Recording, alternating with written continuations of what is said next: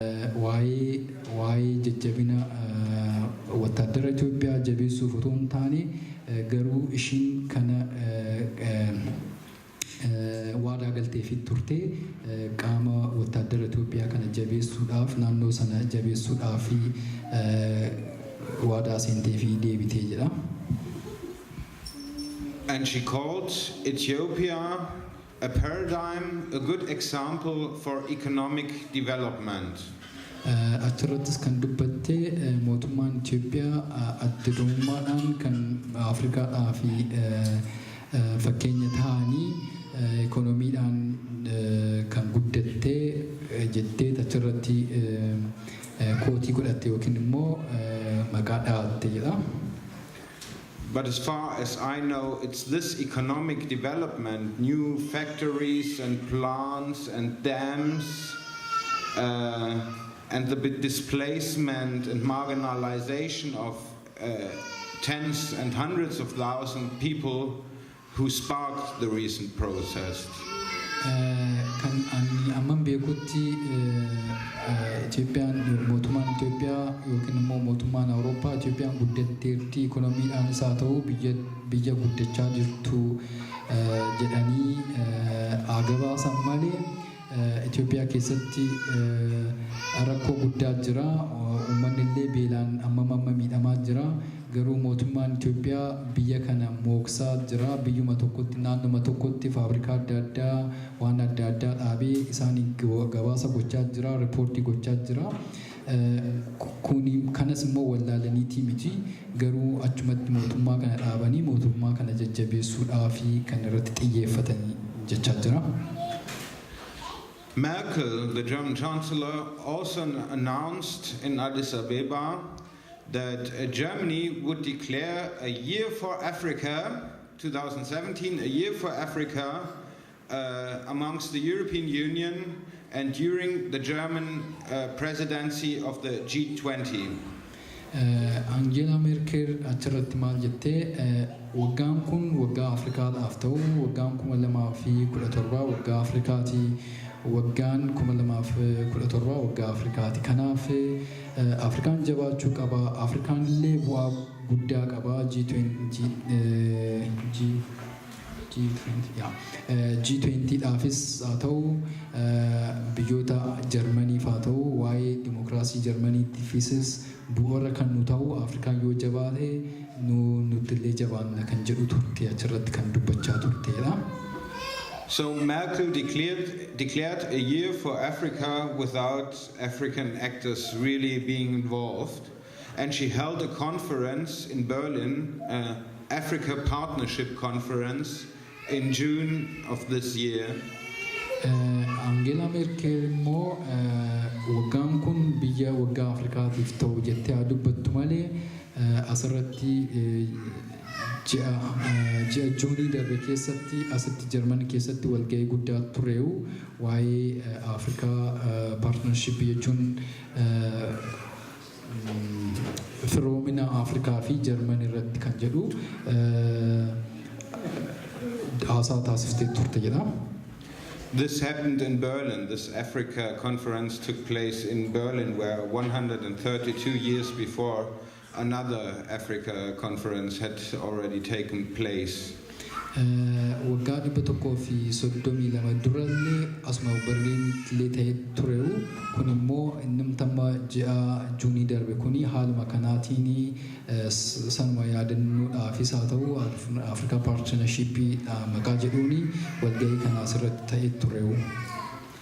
All African governments, nearly all, were invited but only few came.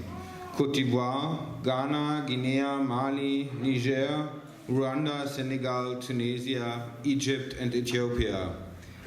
Asirratti Afrikaa hundumaatu biyyoota Afrikaa hundumaatu irratti waamame yookiin affeerame achi keessaa garuu kan dhufanii biyyoota Côte d'Ivoire, Ghana dhufee, Guinea dhufee, Mali dhufee, Niger dhufee, Rwanda dhufee, Senegal akkasuma Tunisiyaa fi Egypt akkasuma Itoophiyaatu irratti argame jedha. Before the conference, Germany circulated two documents, the so-called Compact for Africa and the Marshall Plan for Africa. Sanadura walga'ii kana dura mootummaan Jarman baasii tokko baasee ture baasii Marshall for Africa jechuun humna guddaa tokko Afrikaa iyyata adda ta'e tokko Afrikaadhaaf yookiin mul'ata adda ta'e tokko Afrikaadhaaf maqaa jedhu wayii walga'ii kana dura baasanii yookiin wixinanii turanidha. Both combine the language of white charity and supremacy with deepest neoliberal ideology. Yaanni kun immoo yaanni lachuu kun immoo maalirratti kan hundaa'e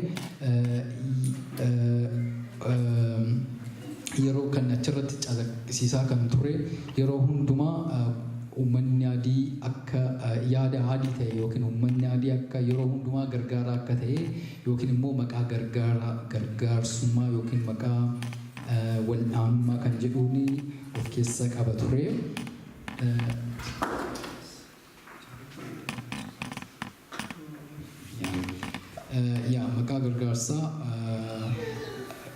Maqaa gargaarsaa kan ture darbees immoo liberaal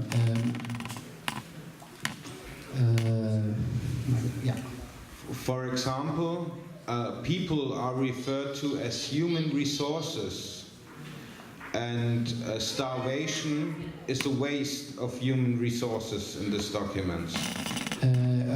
Documentii kana keessatti gubarratti kan calaqqisiisaa turanii uummanni waan qabutti akkatti gargaaramu beela kan jirre yookiin immoo waan qabaniin akka guddachuu akka danda'an guddinatti kan xiyyeeffate ture.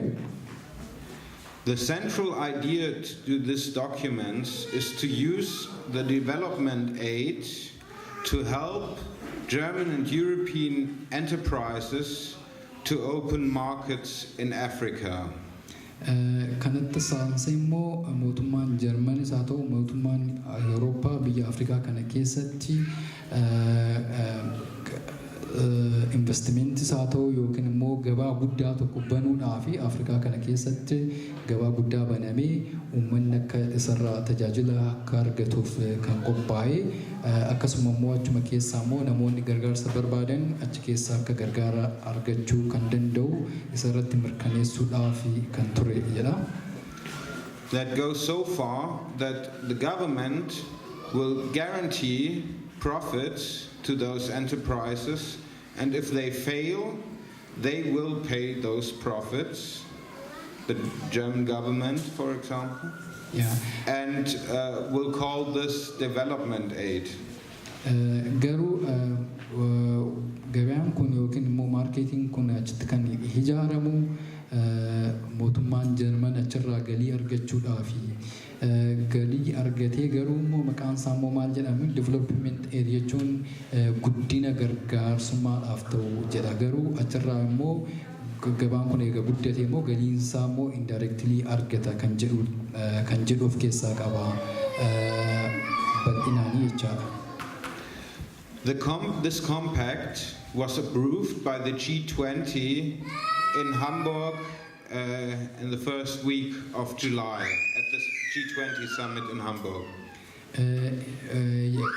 Dokumentiin kun yookiin immoo mul'anni kuni kan qophaa'e immoo yookiin kan raggaafame walga'ii G20 irratti Hamburg irratti Juulaay keessatti kan qophaa'e yookiin kan wixineeffame ture. Biyyoonni Afrikaa yuuniyeenii ta'an hundumtuu kan irratti hirmaatanii yaada kan irratti kan walii galanidha jedha. 7 so-called compact countries were identified. This was Ethiopia, Cote d'Ivoire, Ghana, Morocco, Rwanda, Senegal, and Tunisia. Achi keessatti biyyoonni mul'ata qaban yookiin immoo tuqamanii beekamanii mata dureedhaan kan beekaman keessaa Ethiopiyaan, Cote d'Ivoire, Ghana fi akkasuma Morocco, Rwanda, Tunisiaanis, Senegaalis kan adda dureedhaan maqaa itti dhaanii biyyoota torba ture jedha. The compact aim aims at, quote, improving the macroeconomic, business and financing frameworks for private investments. Mul'anni kun biyyoonni adda durummaadhaan maqaadhaan kuni kan beekaman maayikiroo yookiin immoo gabaa xixiqqaa fi gabaa bal'inaan yookiin immoo biizinasa adda ta'ee fi akkasuma biizinasa faayinaanshaadhaan kan walitti qindaa'ee hojjetamu keessatti kan dabalataanis immoo private sector kan jedhan biizinasiin dhuunfaadhaan guddatee jirullee achi keessatti hirmaachuun danda'u ture jedha. This means the G20 want to dictate the tax system, the public spending system, the health system, all this to the governments involved on the African side to create optimal, best opportunities for their own enterprises. Kana jechuun egaa mootummaan G20 gubbaarratti yookiin immoo G20 irratti namoonni argamanii egaa biizinasni kun Afrikaa adda addaa keessatti banamee booda mootummaan Awurooppaa maal gochaa jiru biyya kana hin to'atu jechaadha. Haala akkamiitiin to'atu? Haala gabii isaanii, haala taaksitti kaffalan, haala hammam akka argatan, eenyuutu achitti qaxaramaa, saraatanyaa isaanii, baasii isaanii, galii isaanii hundumaa hin to'atamu. Kuni jechuun immoo karaa biraatiin biyyumtu maallaqnumti kaapitaalumti biyya kana keessatti achi keessatti hojjetamu biizinasiin biyya sana keessatti hojjetamu kan to'atamu biyyoota kanaanii biyyoota Awurooppaatiin to'atamaa jechaadha. Akka salphaatti biyya sana keessatti kontiroolii gochuu hin danda'u jedha. If we want to see where this neoliberal politics leads to, we can have a look at the country that Chancellor Merkel called a bad paradigm, your country, Ethiopia. Achirratti Angela Merkel immoo kan dubbatteesi keessaayyuu Itoophiyaa fi akkasuma immoo biyyoonni nama guddachaa jiran biyyoonni nama akka haaraatti bilisa ta'anii guddachaa jiran kuni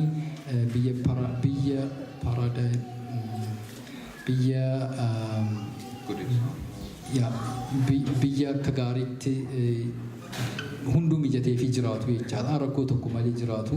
Kana keessaa immoo mootummaan biyyoonni Itoophiyaa akka fakkeenya guddaatti kaastee dubbatte jedha.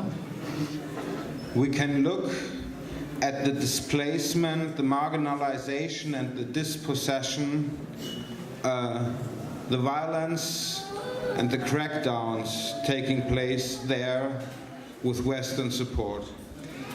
Achi keessaa immoo kan akka gaariitti ilaaluu kan dandeenyu bal'inaanii mootummaan Awurooppaas haa ta'u mootummaan Jarman biyyoota kana keessa seenee maqaa investimentiin maqaa ikoonoomii divelopmentiitiin maqaa adda addaatiin seenee biyya kana akkamitti akka caccabsaa jiru biyya kanallee akkamitti akka bal'isaa jiru biyya kana akka haala akkamitti akka jijjiiraa jiru bal'inaan ilaaluu hin dandeenya. Hundi keenyaan beeknallee namaaf galaa jedha.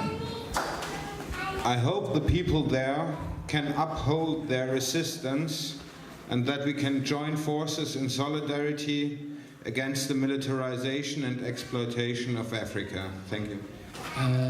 Ani immoo abdii guddaan qabaa isinis haa ta'u biyyoonni Afrikaa adda addaas haa ta'u mootummaa kanatti dammaqanii haala mootummaan Awurooppaa biyyoota kana jigsaa jiru maqaa wattaaddara training gochuudhaan haa ta'u investimentiidhaan haa ta'u itti dammaqanii akka mootummaa kana akka ofirraa jigsan waliigaltee Jarmanii fi waliigaltee biyya isaanii jirullee akka ofii murteessuu akka danda'anii abdiin qaba. Galatoomaa jechaa jira.